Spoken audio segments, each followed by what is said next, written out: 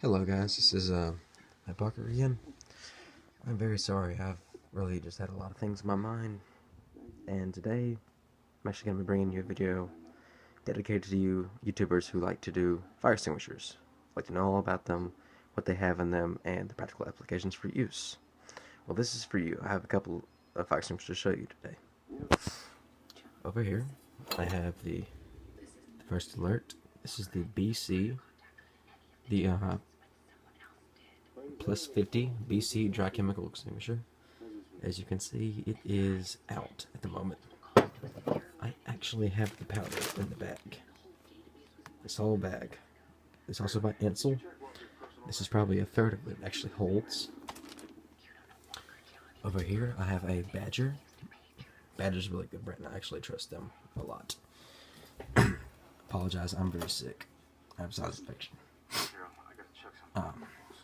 This is the Badger ABC dry chemical extinguisher. It is empty at the moment. I'm going to get these things refilled one of these days, but this has the ring pin. It won't depress if you put the ring pin inside. This is for all of you guys who are into clean agents.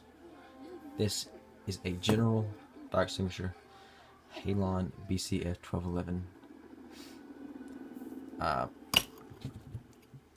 These things, Halon is not made anymore, so this is recycled, but these are still the original extinguishers when they were factory made. They have not been fired at all. Actually, the original factory pin is still inside. I do not have a tag though for to match it up. I only have the inspection tag. And it was checked by me actually a little bit of last year. It's got some writing there. I don't know if you can possibly see that, but the BCF 1211 is for class B and C. The higher you go up, if you get like the size of this Badger, this is a 5-pound extinguisher. This is a 2.5 pound Halon 1211 extinguisher. I have the NFPA tag. So people know that this is not just like your typical extinguisher. You can just spray this on like a grease fire, and it will clearly tell you on the back that you can use it on paper, wooden textiles, you can use flammable liquids, you can use it on live electrical equipment. Do not use on gaseous fires. Example for being a grease fire or like a busted gas line. You're not supposed to use that for that. That is what carbon dioxide is for. This is made by General. General is not actually a company anymore, or if they are, they do not use this logo anymore. This was phased out in probably the late 90s, I believe. I don't know that much, but these are nitrogen compressed extinguishers. So if you ever have one of these, you need to get it repressurized with dry nitrogen. For BCF 1211, Halon 1211, as its commercial name is known as. Very good agent, but very expensive. This is the second Halon 1211 BCF extinguisher that I have in my possession. Our church was throwing these away, so I picked one up, and it is still in the green. These are still original. These are new tags, though, as you guys can probably tell, because the NFPA was not really mentioned that much in the late 60s. This is 1966 is the manufacture date. The original Halon 1211 on the back, where it said U.S. Coast Guard approved, has been scratched off, and that says 1966 is the date that's etched into the side. And I'm sorry, but that is White House down playing in the background. Very sorry about that. Well, this is for all you clean agent, fire extinguisher lovers, you carbon dioxide, you dry chemical. You guys just have a good day. Bye.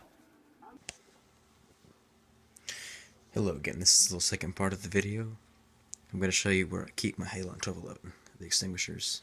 They're actually mounted on a wall. It's, I'm sorry, I'm sick again, but here you go.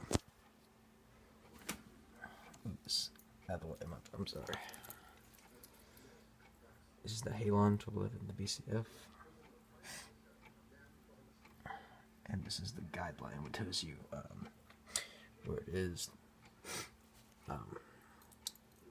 These are the two BCF extinguishers on my wall. They're currently guarding a printer. And I said the best printer, it's a HP. This is a brochure from Emmerich for Halon 1211.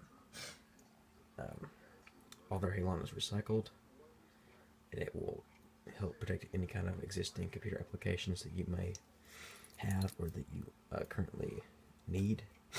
It is a little pricey though.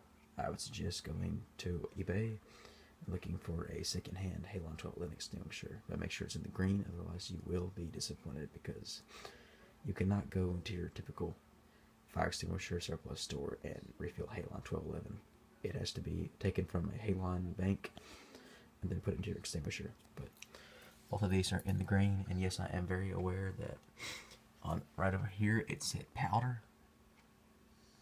The person who I got these from, actually, these were previous powder extinguishers from General, and they're repurposed to hold Halon 1211. I have no idea how that is even possible. The nozzles are wrong. That's what used for dry powder. I've got no idea. On the top of this, it says, caution. Press lever only in case of fire. Partial discharge may cause pressure loss. That applies to dry chemical and Halon 1211, or clean agents in particular, because what will happen is when this is discharged, the gas coming out of this extinguisher will actually clog up the valve. And once the valve is clogged, the remaining air you have in your gauge will go all the way to here. And once that happens, it is heck to pay to get to be refilled. And plus, you don't want to keep dealing out money. I mean, if you're really burning cause fires, get you a carbon dioxide, for goodness sake. Unless you live in a house that has a bunch of computer or server room or an IT center, then get Halon 1211. But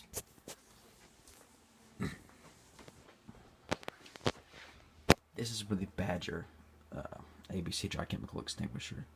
This looks very similar to a Badger Halon 1211 extinguisher, except you would see green outline and the B for the Badger logo. This is the old Badger logo, by the way. This is like, I'm gonna say 90s to 80s.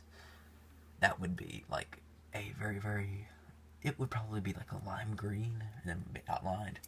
And over here it says this is a dry chemical extinguishant. On the other side, if this was a Halon 1211 extinguisher, it would say Halon 1211 extinguishant, or liquefied gas type extinguisher.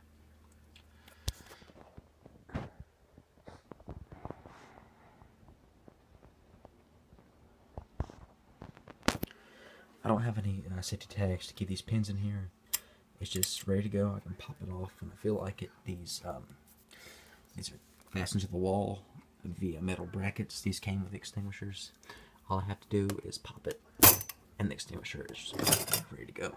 It will come off, and it has a discharge range of about 15 feet, and the discharge time is about 8 seconds.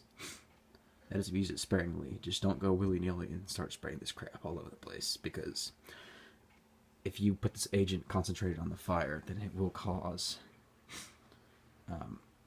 hazardous chemical byproducts. Like, it could cause hydrogen fluoride, hydrogen bromide, which is, Nexus would be no-go to inhale.